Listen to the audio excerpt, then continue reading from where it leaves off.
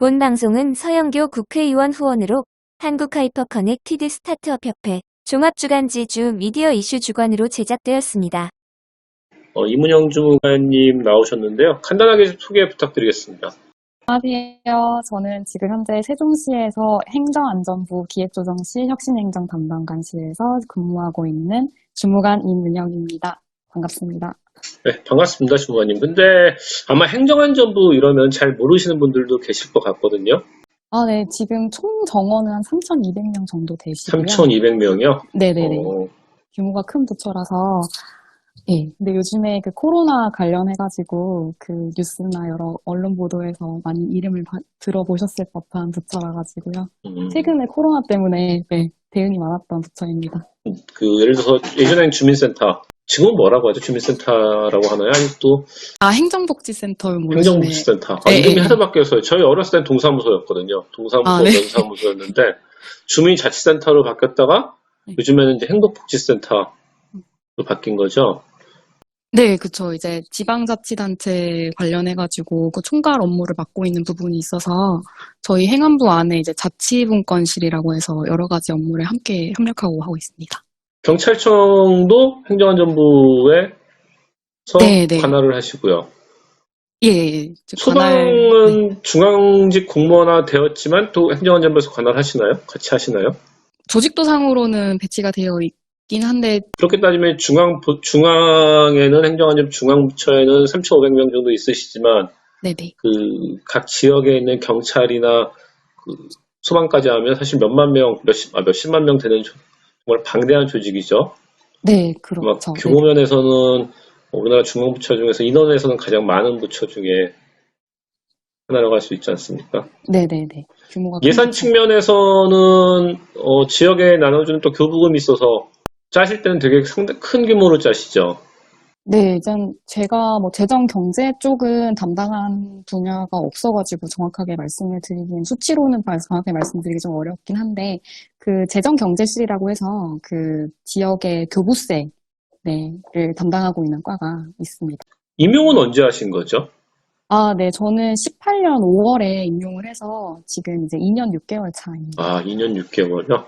네네. 저희가 오늘 이야기하려는 부분이 어떻게 이제 공부했나 이제 이런 이야기 하려고 하는데 너무 오래된 이야기라서 좀 저희가 1년 차 이렇게 안 된 분 섭외를 되게 부탁했는데 네.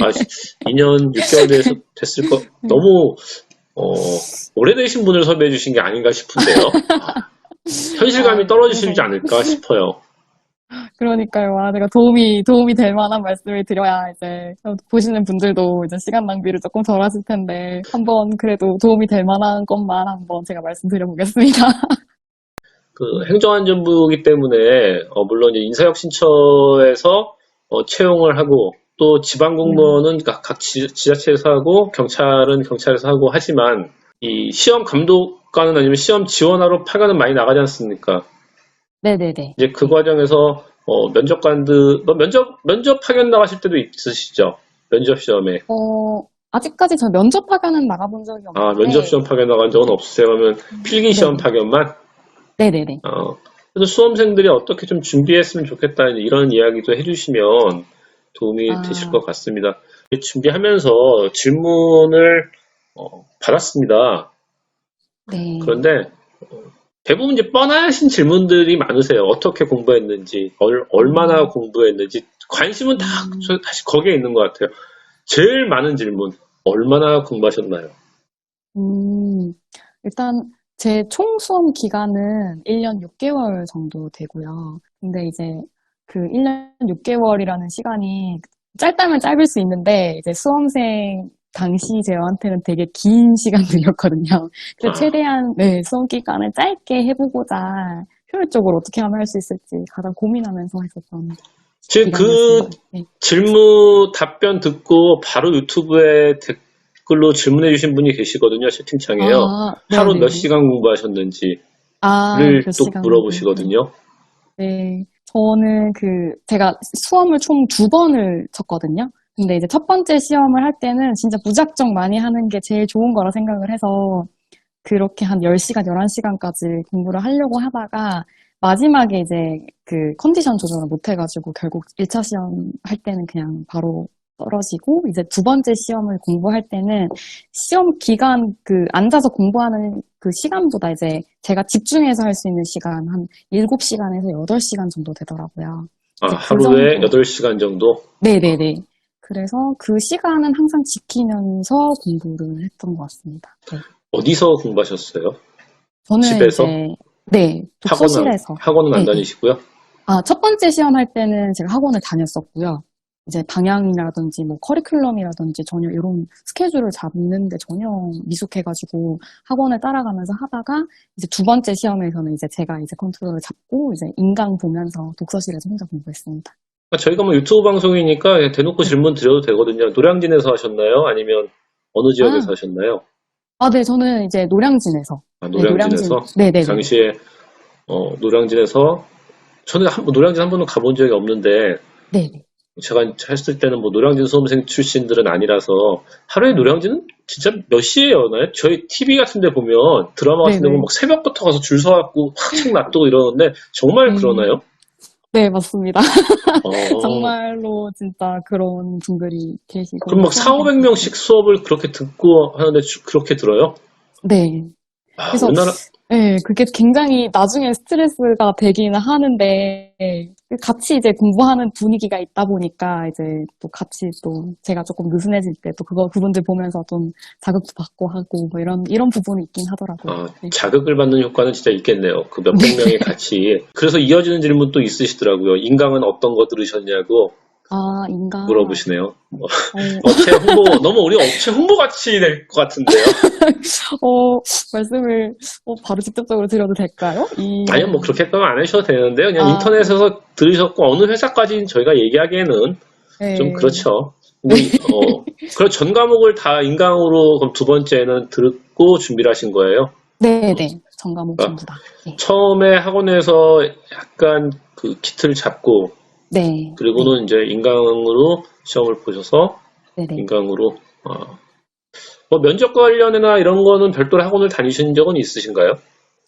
네, 저는 이제 면접을 한 번도 본 적이 없어서, 네, 그때 조금 그래도 한 번에 붙어야 되지 않겠나 싶어가지고 조금 욕심내서 학원을 등록했어요. 한 어느 정도 다니셨죠? 면접은? 한 달 정도. 한 달 정도? 예. 그럼 지금 이야기 들어보면 이문명 주무관님은 대학을 졸업하고, 네. 바로 다른 데 준비하지 않으시고, 공무원 시험 보셔서, 지금 임명이 되신 거네요? 네네네. 저는, 네, 그렇습니다. 오래 걸리신 건 아니셨는데 거기는 아마 5급으로 준비 안 하시고 바로 7급 준비하는 것도 도움이 되지 않을까 이런 생각은 좀 드네요. 왜 5급 안 하시고 7급 하신 거예요? 사실은 이제 5급을 할까 7급을 할까 고민을 하다가 그 5급 1차 시험 문제를 한번 혼자 풀어봤어요. 그랬는데 도저히 풀 수가 없더라고요, 저한테는. 그래서 워낙 난이도가 높은 시험이니 조금 그래도 7급으로 눈을 돌려보자 해서 바로 시작했던 게 수험기간. 5급도 어렵고 또 피센 유형이 잘 안 맞으시는구나. 피센 유형 안 맞는 분들은 그 되게 적응 안 되더라고요. 네, 저 그것 때문에.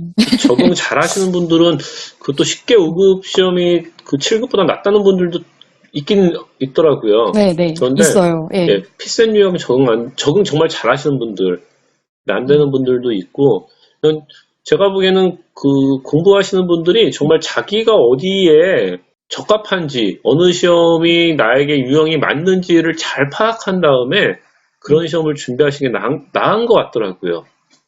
그렇죠. 예. 이제 본인이 덜 힘든 방향인 거죠. 예. 맞습니다. 역시 빠른 케이스다라는 이야기도 하시고요.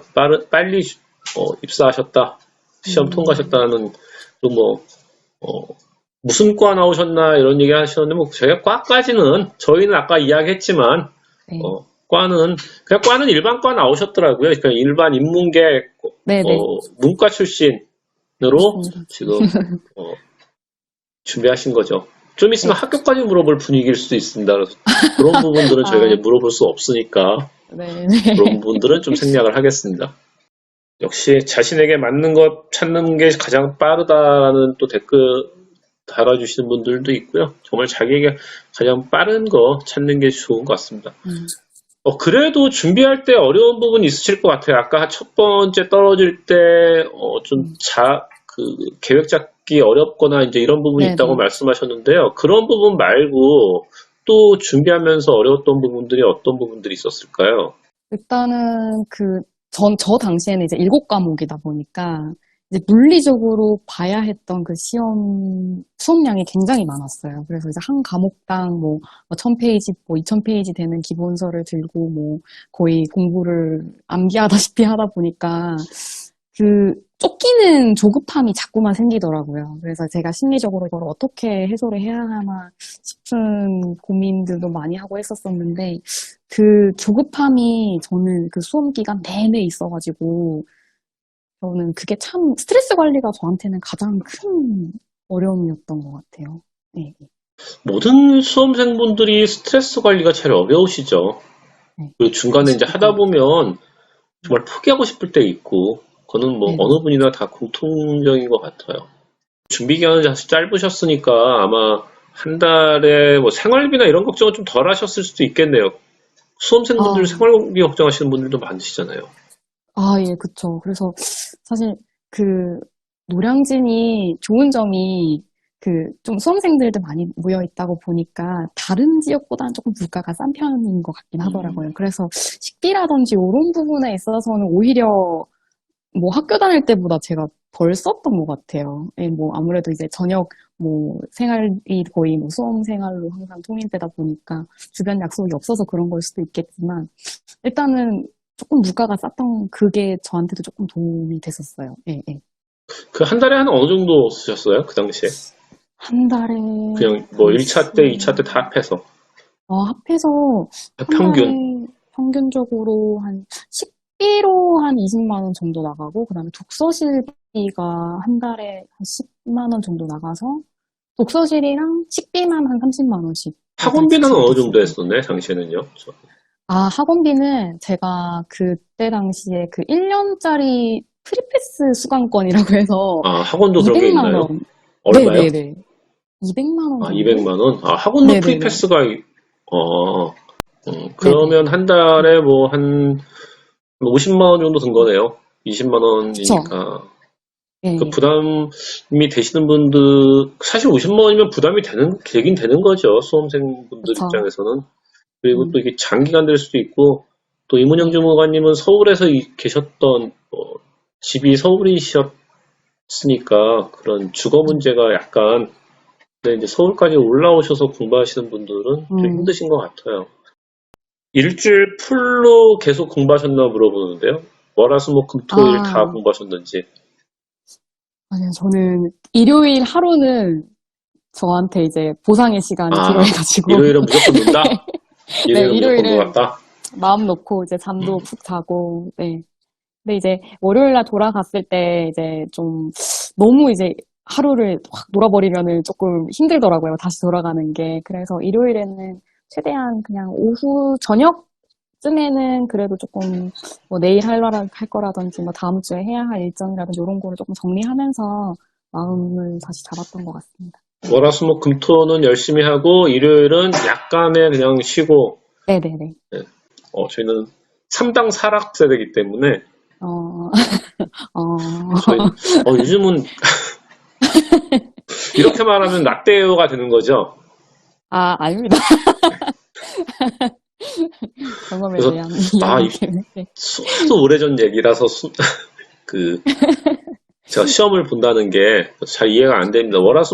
요즘에는 앉아서 월화수목금토일을 어떻게 공부할지 상상도 못하는 일이죠. 이문영 음, 주무관님도 아마 지금 다시 공부하라 그러면 자신 있으세요? 아니요. 사실 다시 그때로 돌아가서 그때만큼 열심히 제가 할 수 있을까라는 생각을 가끔씩 하는데, 정말 이게 세 번째 시험은 제가 안 보겠다라는 마음으로 두 번째 시험을 임했었기 때문에, 아, 네. 그래서, 전 다시 그렇게 못할 것 같아요, 사실. 두 다시 번째 돌아가서. 떨어지면 난 세 번째 안 보고 공무원 시험은 포기하겠다. 다른 거 네. 준비하겠다. 그렇게 네네네. 생각하셨었어요. 그러면 네네네. 그렇게, 지금 그렇게 생각하셨다면 지금 공무원 시험 준비하는 분들 또는 네. 공공기관이나 뭐 비슷한 쪽에 준비하시는 분들에게 해주고 싶은 말씀은 있으신가요? 어, 우선은 사실 그 마음가짐이 사실 진짜 수험을 기간이 진짜 지옥이 될 수도 있고, 뭐 어쩌면은 진짜 내가 앞으로 해야 되는 목표를 향해서 정말 열정적으로 가는 기간이 될 수도 있고 한데, 그 의지라는 것도 정말 중요한 것 같아요, 사실. 이게 좀 되게 의지. 뻔한 얘기라서, 예, 뻔한 얘기라서 말씀드리기 좀 그렇긴 한데, 하겠다라는 그게 없으면은, 수험 기간이 짧아지진 않더라고요. 그래서 조금 뭐, 나를 조금 채찍질하는 시간도 좀 필요한 것 같고, 이제 수험 기간 안에서는 내가 목표를 달성하겠다라는 그런 혼자서 공부해야 되는 시간들에 대해서 스스로에 대한 그런 마음가짐이 없으면 어떤 시험이든지 간에 좀 짧게 끝내기는 힘든 것 같아요. 네. 지금 이문영 주무관님이 네네. 이제 18년 5월에 임명하셔서 2년 정도 되셨는데 그때 네. 같이 공부하셨던 분들 계실 거 아니에요. 아직 그쵸. 공부하고 계신 분 계시나요?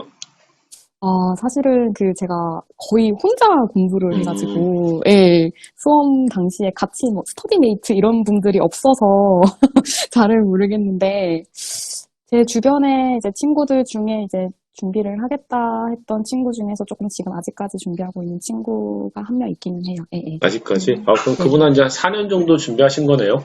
그렇죠. 예, 예. 아마 오랫동안 공부하신 분들이 이제 임용돼서 회사에 들어가시면 일은 더 잘하실 수 있을 거예요. 그때 그 네. 경험이 또 일로 연결돼서 또 그건 잘하실 수 있을 테니까 오늘 뭐 당장 어렵다고 해서 그게 꼭 나쁜 것만은 아닐 수도 있으니까요. 다음에 또 이렇게 약이 될 수 있다. 저도 그렇게 생각합니다. 면접은 당락을 뭐 결정한 것 같나 이런 질문하시는데 공무원 시험은 그때 몇 배수로 면접 보셨죠? 1.3배수라서 거기서 그러니까 1.3배수인 거죠? 네네네네. 1.3배수. 그러니까 1.2배수나 1.3배수를 보니까 1.3배수. 면접에서 떨어지는 분들은 그렇게 사실 공무원들은 많지 않은데 공공기관이나 공공기관, 이제 공기업 이런 데 준비하시는 분들은 면접이 뭐 3배수, 5배수, 작으면 2배수 이제 이러거든요. 그래서 면접이 비중이 상당히 중요해서 방송 듣는 분 중에서 공무원 시험을 준비 안 하셨던 분들은 약간 이해하기 어려우실 수도 있습니다. 공무원 시험은 이제 필기를 통과하면 한 1.3배수 정도로 보고요. 최근에 그 킨텍스에서 공무원 이제 면접이 진행되는데 중앙공무원 면접에 결시생이 엄청 많았습니다. 당시에요. 지난달에 지난달에 했을 때 결시생이 되게 많았다고 하더라고요. 이유가 지방공무원 서울시나 이제 지방공무원 합격자분들이 대거 이탈하셔서 저희가 이제 질문하려는 부분이 그 부분이거든요. 서울에 살던 분들은 대부분 이제 서울에서 근무하고 싶어서 서울시나 자치단체 이제 지방구청이나 이런 쪽으로 많이 원하시잖아요. 근데 네네. 지금 서울에 사시다가 세종으로 내려가셨지 않습니까? 네. 만약에 지금 서울시와 중앙과 같이 합격했다. 어디를 가시겠어요? 저는 사실은 제가 고향이 원래 서울이 아니라 가지고 사실 그래서 뭐 서울시랑 중앙직에 같이 합격을 했다 해도 저는 사실 행정안전부에 다시 왔을 것 같아요. 고향과 고향. 고향가 예, 해갖고 고향. 저는 그게 사실은 행안부를 제가 선택을 한 이유도 이제 사실은 전국적으로 소속 기관들이 많아요. 그래가지고, 그래가지고 저는 그냥 한 곳에 머무르는 것보다는 그냥 이것저것 옮겨다니면서 하는 거를 더 좋아하는 편이라가지고 국가직을 더 선호했을 것 같아요. 근데 아무래도 이제 한 곳에 정착을 하고 싶어 하시는 분들이 더 대다수라가지고 보통은 이제 지방직을 더 선호를 하시는 분들도 많으시죠. 네. 공공기관이나 공기업도 예를 들어서 코레일 같은 경우요, 한국철도공사 같은 경우에 전국적으로 있지 않습니까? 한국전력도 그렇고요. 그런데 고민하시는 분들 중에서 한국철도를 한국철도, 이제 서울의 지하철, 인천 지하철, 인천교통공사 이런 데 고민하는 분들 중에서 서울에 합격하면 서울이나 인천이나 이런 교통공사 쪽에 합격하면 글로 가기를 원하시는 분들도 의외로 많습니다. 다른 데 가기 싫다고. 이문영 주무관님은 돌아다니는 거를 이제 좀 적성에 맞다고 생각하시는데 아닌 분들도 많으니까요. 근데 막상 결혼하면 어떻게 돌아다니시려고요? 만약에 결혼해서 뭐 저 지방에 있는 쪽으로 발령 나면 어떻게 하시려고요? 그쵸. 아, 그게 사실은 아직 제가 미혼이라, 그러니까 미혼일 때 거의, 생각하실 수 있죠. 네, 거기까지 고민을 못 해봤는데, 아무래도 이제 주말부부 분들의 가장 큰 고민이 이제 육아 이런 부분인데, 이제 현실적으로 고민을 하면은, 그쵸. 지방이라든지 한 곳에 머무르는 쪽을 더 선호하시고, 아무래도 인프라가 더 좋은 쪽, 특히 서울 이쪽으로 더 몰리시기는 하시죠. 네, 맞아요. 그러니까 요즘 이제 논란되는 부분 중에 하나가 아직까지 세종으로 이제 국회도 옮기고 여러 이제 이야기가 나오고 있지만 서울에서 세종으로 출퇴근하시는 분들이 의외로 많이 있거든요. 근데 지금 이제 버스도 줄이고 사실 다음 달부터 버스 또 서울에서 출퇴근하는 버스 줄인다고 하더라고요. 행안부에서 담당하시니까 아마 그 담당 부처에 물어보시면 더 알겠지만 또 줄인다고 하더라고요. 그리고 2023년, 22년부터는 거의 이제 줄이는 거로 지금 결정이 났지 않습니까? 그렇게 네. 알고 있는데 주위에서 이제 근무하시는 분들 보시면 그런 주말부부 하시는 분들 보시면 어떤 생각이 드세요? 아까 말씀하셨던 그런 어려움 말고 또 나는 내가 그런 상황이 되면 어떡하겠다, 어떨 것 같다. 좀 어떤 생각이 드세요? 저 이제 뭐, 제가 직장을 옮기지 않는 이상, 사실, 세종시가 싫다고 해서, 뭐, 어떻게 탈출할 수 없는 부분이기도 하고 해서, 사실, 현실적으로 적응을 하려고 하시더라고요. 뭐, 어쩔 수 없이 주말 부부를 해야 되는 상황이다 보니까, 뭐, 아니면은 아예 가족분들이 내려오시는 경우들도 많아요, 요즘에는. 그렇죠. 많이 많죠. 예. 그래가지고, 그냥, 그러니까 본인의 선택인 것 같아요. 그냥 왔다 갔다 하면서 그냥 조금 더 에너지를 그쪽에다가 다시 분배를 할 거냐, 아니면은 그냥 가족들이 한꺼번에 합쳐가지고 한 곳에서 같이 지낼 거냐, 이거는, 네, 뭐 저는 근데 결국에는 제가 세종시에 적응을 해서 여기에 정착을 할 것 같아요. 근데 이문영 주무관님은 그러시는데 요즘에 이제 세종시 가고 나서 네. 많이 그 안에서 나온 게 오죽했으면 미팅 얘기, 단체 미팅 얘기도 예전에 많이 나오고 지금도 미팅 아까 뭐 저희 잠깐 이야기할 때 이야기 네네. 나온다고 하는데 정말 세종시 내에서 이 새로 임용된 부분들 싱글 분들을 네. 어떻게 결혼을 하고 이래야지 또 정착을 할 수 있으니까 얼마나 뭐 네네네. 사실 공무원들 욕하는 부분들 사람 욕하는 분들이란 표현을 쓰면 저출산 얘기 나올 때 공무원 애는 많이 낳아라 이런 얘기도 나오거든요. 네. 근데 현실적으로 사실 만나기가 쉽지 않을 것 같아요. 그 안에서 미혼 남녀들이 만나기가 쉽지 않다 저는 그렇게 생각하거든요. 이문영 전무관님은 또 이제 결혼을 하셔야 될 텐데 아니면 뭐 연애를 하셔야 될 텐데 장거리 연애를 하시는 걸 선호하실 것 같으세요? 아니면 세종시 내에서 선호하실 것 같으세요? 만약 내가 선택을 해야 된다. 세종시 안에 있는 공무원들 좋으세요? 공무원들 보통 공무원 안 좋아하는데. 아, 근데 이게, 저는 장거리 못할 것 같더라고요. 그래서 차라리 그냥 세종이나 이제 대전 이쪽으로 이제 단거리가 이제 가능한 을 찾아서 아마 연애를 하는 쪽으로 기울더라고요, 결국에는. 그렇죠. 멀면 힘들더라고요. 아니, 네, 진짜 멀면 힘들죠. 멀면, 제가 지금 몇 년째 해보니까, 쉽지가 않습니다. 이게 보통 이제 그런 얘기 많이 하지 않습니까? 3대가 복을 받아야 주말 부부 한다고 하거든요. 네. 근데 아, 저는 제가 애들을 키우니까 너무 힘들어요. 그쵸. 네. 그래서 이게 현실적으로 좀 세종에서 근무하는 분들 여건, 이게 공공기관들 아까 말씀드린 그 혁신도시로 이제 이전한 분들의 그런 좀 여건, 우리나라가 맞벌이를 안 하면 현재 살기가 어려운 현실이다 보니까 맞벌이를 해야 되는데 이런 여건이 좀 배려가 좀 돼야 된다는 생각도 하고 이게 참 어려운 것 같습니다. 무조건 세종시로 다 내려와서 살라 이렇게 하기에도 어렵고 또 그렇다고 제가 봐도 공무원들 차량을 계속해서 출퇴근하는 것도 서울에서 세종까지 출퇴근하는 것도 너무 그걸 출근 버스를 지원하는 것도 너무 좀 이상한 것 같기도 하고 여러 가지로 좀 어려움이 있는 것 같아요. 저희도 뭐 당사자이기 때문에 참 말하기가 어렵네요 이 부분이야. 지금 하시는 일은 어떤 일인지 질문이 있는데요. 지금 어떤 일 하고 계시죠? 저는 이제 기조실 안에 혁신행정 담당관실 안에 지금 소속이 되어 있는데요. 저는 지금 이제 들어온 지 얼마 안 돼 이제 갓 신규 직원이기 때문에 여러 가지 이제 서무 업무라고 하는데 그 이제 기타 이제 속하지 않는 여러 가지 일들을 제가 맡아서 하고 있고요. 그 중에서는 이제 저희 소관에 이제 분해 위원회들이 있는데 그 위원회에 대한 현황 총괄 관리도 하고 있습니다. 정확하게 혁신? 네, 혁신행정 담당관실. 혁신 행정 담당관실이요? 네. 우리가 보통 혁신 뭐 이렇게 말하면 근데 공무원 조직 혁신이 뭐가 있을까요? 뭘 혁신해야 할까? 이해하기 뭘 혁신할까요? 네, 여러 가지로 이제 뭐 많은 시도들을 하고 있긴 한데 이제 특히나 이제 코로나 이거 이제 시작하게 되면서 여러 가지 조직 문화라든지 뭐 일하는 방식이라든지 이런 부분에서의 개선을 가장 큰 화두로 지금 잡고 있어요.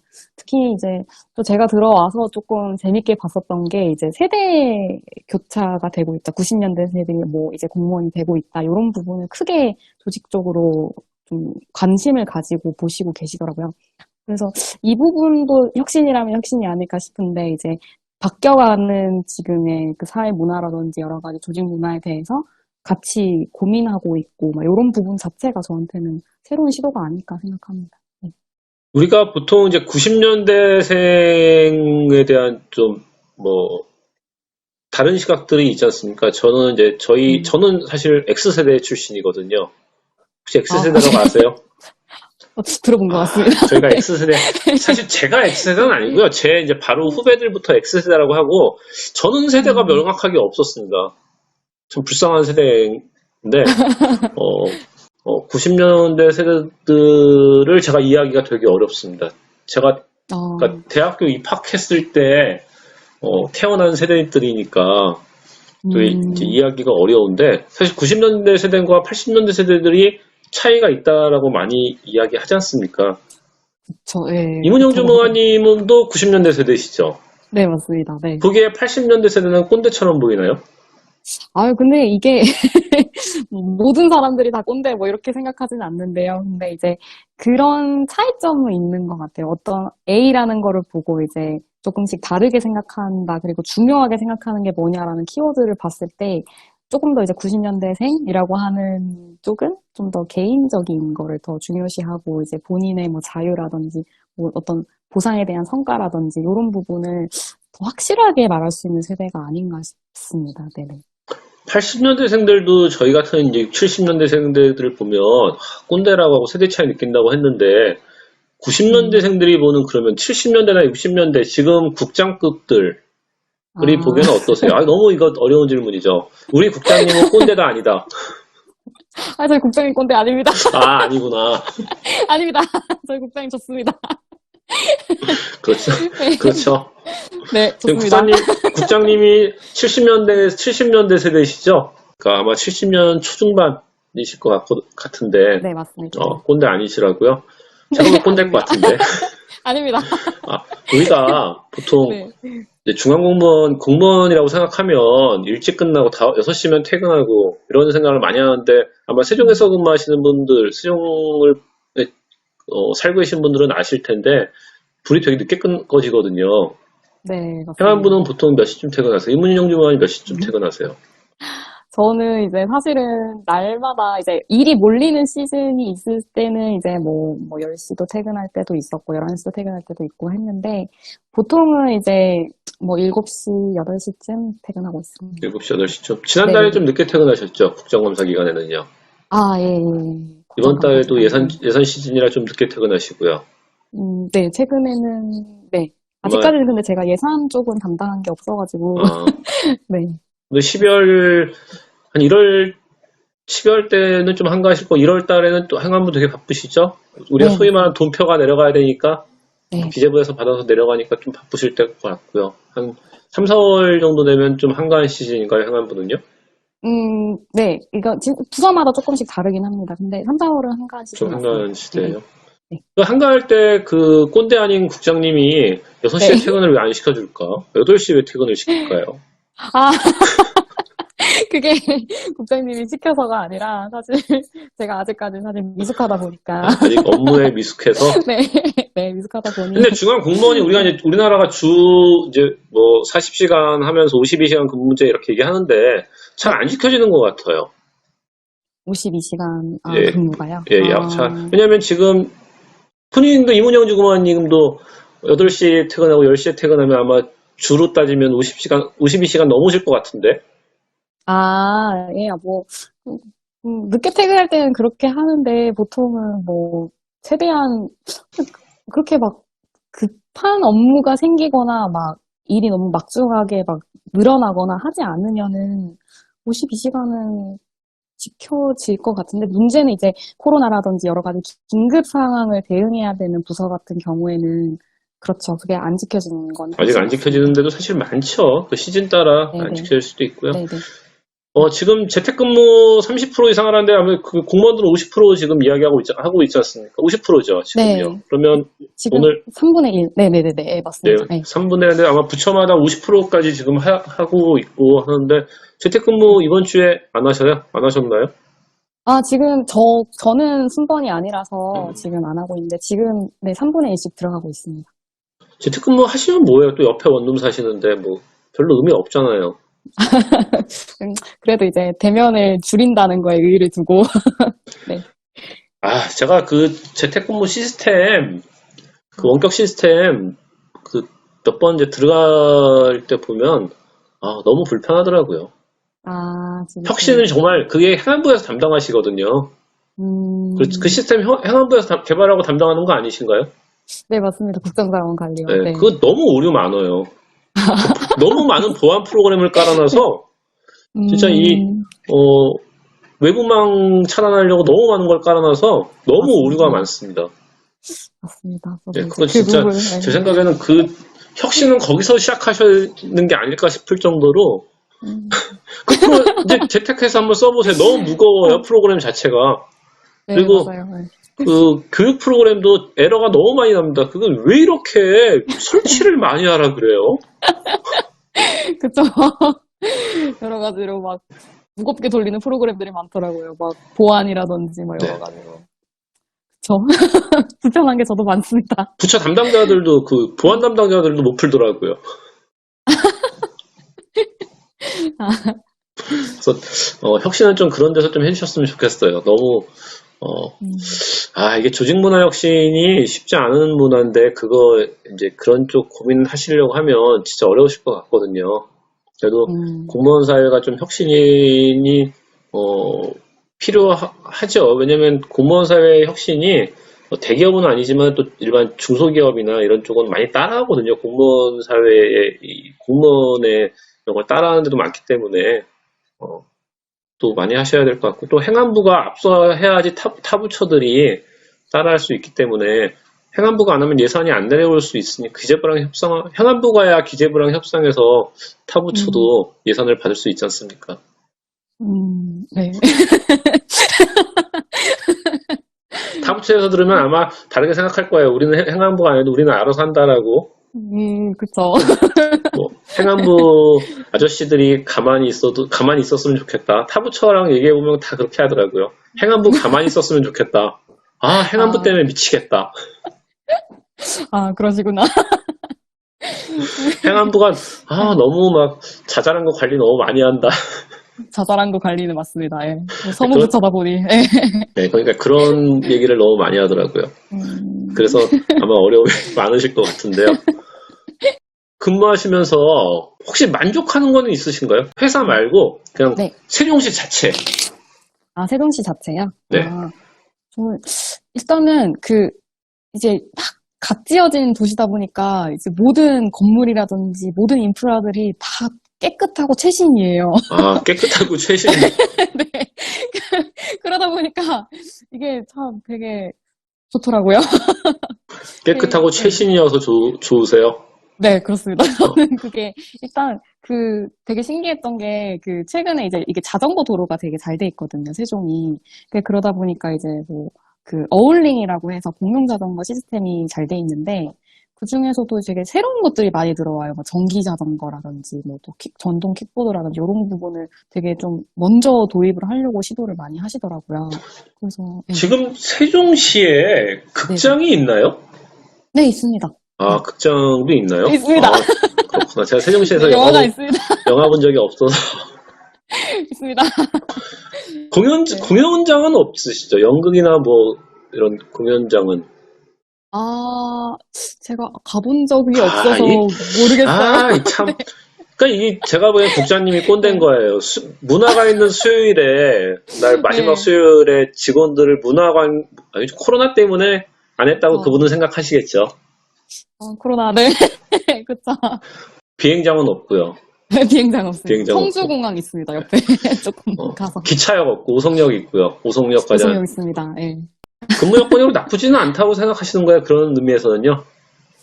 네, 제가 뭐, 여러 가지로, 예. 그래서 앞으로 나는 계속 세종시에 살 수 있다. 결혼하면 살 수 있다. 네, 가능할 것 같습니다. 아직까지 이제 교육 인프라, 기존 선배들은 근데 교육 인프라 문제 얘기하시는 거 들어본 적 있으신가요? 아무래도 이제 중고등학생 정도 되는 자녀를 가지신 분들 같은 경우에는 세종으로 선뜻 내려오시기를 조금 꺼려 하시는 부분이 있기는 하셨어요. 왜냐면 일단 적응 문제도 있었고, 학교에 대한 적응 문제도 있었고, 이제 뭐 사교육이라든지 이런 쪽에서는 좀 부족한 부분이 있는 것 같더라고요. 그래서, 네. 근데 이제 초등학교 이하의 자녀를 가지신 분들은 대부분이 내려오시는 쪽으로 선택을 하시더라고요. 네. 아, 이게 맞벌이 아니면 진짜 맞벌이 아니어야 내려갈 수 있는데, 참. 지금 이제 2년 근무하셨으면 언제 승진하세요? 승진이요? 예. 사실은 2년이란 시간도 어떻게 가는지 잘 모르겠어서 승진하기는 해야 되는데 아마 보통 이제 부처마다 승진 시기가 조금씩 달라요. 근데 저희 행안부 같은 경우에는 3년 반에서 4년 정도 3년 반에서 4년. 그러니까 네. 내후년쯤에 2021년 말이나 빠르면 네네. 아니면 네네. 그쵸. 2023년 상반기쯤에는 6급을 다시는 거죠. 네. 만약에 지금 이 자리에서 옆에 다른 부처 사람을 만났다. 다른 부처에 있는 분을 만났다. 그럼 뭐라고 부르세요?